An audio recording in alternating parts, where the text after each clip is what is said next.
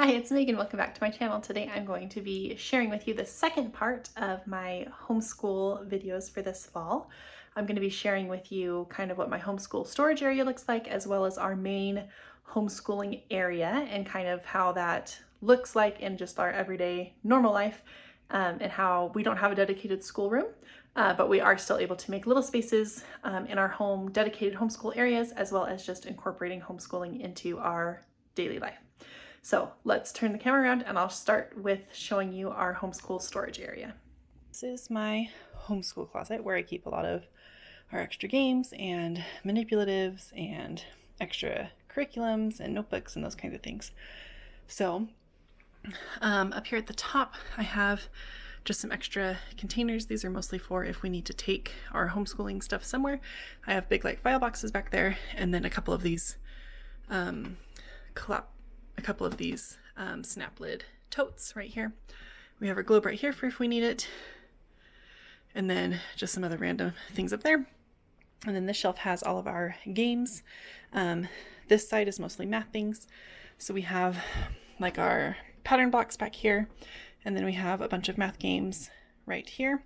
Here in these shelves I have this green box down here has base 10 things, so I have I have dice in there.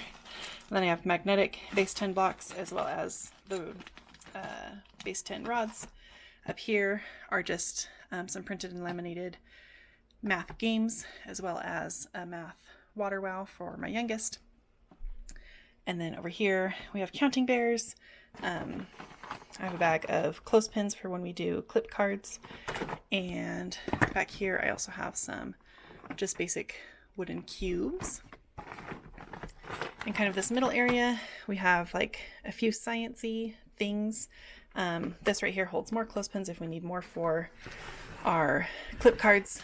And then we have some just laminated science like pocket chart games. We have a magnet up here for sensory bins and other science exploration. And we have, this is a Kiwi Crate chemistry set that we got. And then this is just a magnetic map of the United States. And then over here is mostly literacy things. Right here I have this big cube from when I was teaching that has pockets on it, so you can slip different cards inside of here. So this one right now has just different large motor skills for my girls. They like to roll it and then do whatever it tells them. And then this back here has more like predetermined cards on it with like numbers or sight words or all kinds of things. And then next to it I have this basket of just random like bells and buzzers for when we play games. And then over here we have a couple sets of early Reader Bob books and some early flashcards. And then over here is where we have all of our literacy games like puzzles, matching games, and then this is an owl vowel game, and then we have a couple of spot-its. And then in this over the basket shelf I have another water wow. That's an alphabet one. Some alphabet magnets are in this zipper pouch, and then I have some alphabet clip cards back there, and then this whole stack are all sight word flashcards and Play-Doh mats. And then this next row has, or here we have like extra like tape and stuff down here. This brown box has extra school supplies, so colored pencils, markers, crayons, glue, those kinds of things. The blue basket back there has extra paints, like acrylic paints. And then I have my large hole punch right here, which is really nice, and then my glue gun and glue sticks and a silicone mat for when I'm doing things with hot glue. And then over here it's just like a file system that I have. I really like these boxes. I got them from IKEA. So this box right here has a lot of these whiteboard, like dry erase page protectors. You can put a piece of paper or cardstock in here and then write on it with dry erase markers. So I have, I don't know, 5 or 6 of those. And then I have an additional little whiteboard. I have this little tray that I like to use sand or salt in for a tracing tray. And then I have just 2 cookie sheets from the dollar store to use as magnet boards for when we need them.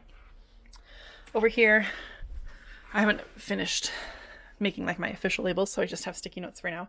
But this one has all of my first grade curriculum and extra practice. So I have extra workbooks, I have a couple of dry erase, like subtraction and addition books, as well as some other just smaller workbooks with like word families or spelling, or this one is subtraction, I guess.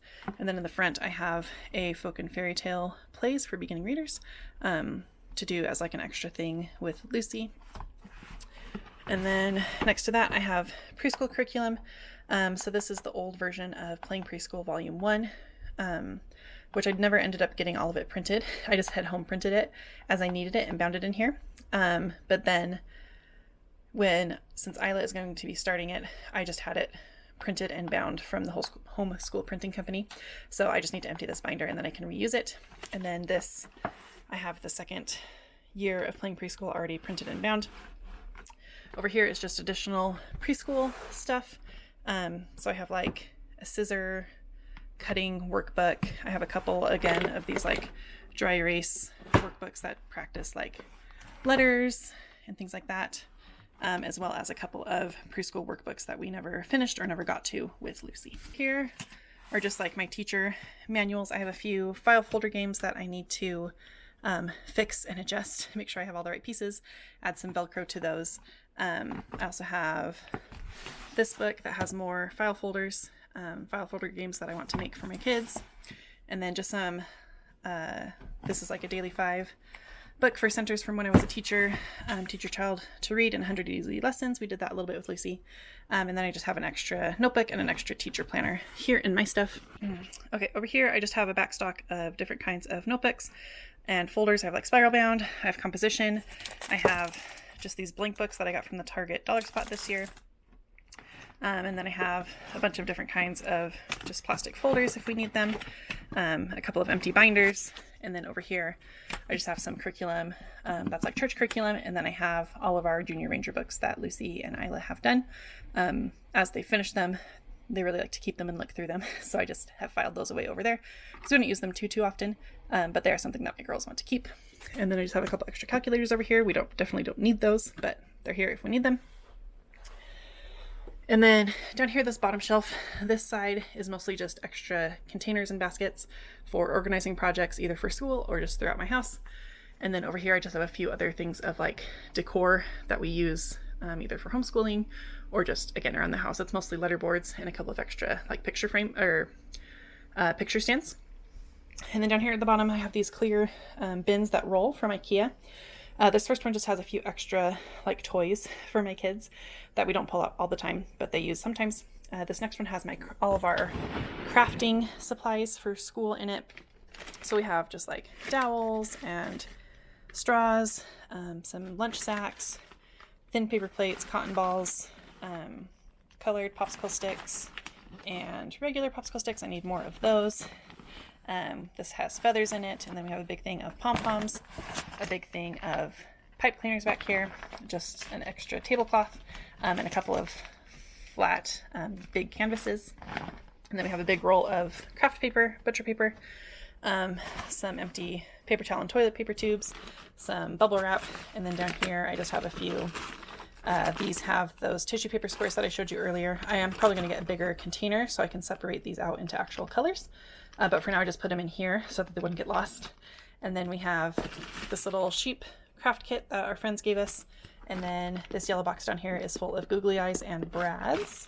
And then next to it, this is my sensory bin basket. So on top, I have a large tablecloth and a towel that I like to put under my sensory bins depending on what we're doing. And then here in the back, I just have a few different bags of things to put in your sensory bin. So this one is bugs. I have dinosaurs.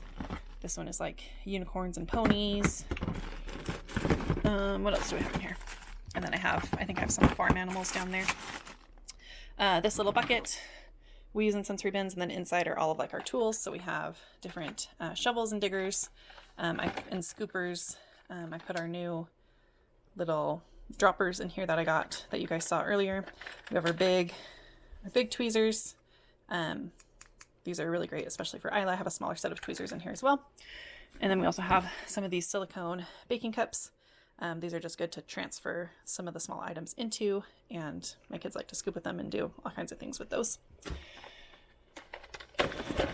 And then over here, we have just some different squirt bottles for different activities. I have some baby wash to make fluffy bubbles with. You can see how to do that from Busy Toddler on Instagram. And then I have an ice cube tray and a muffin tin just to use as things to sort into.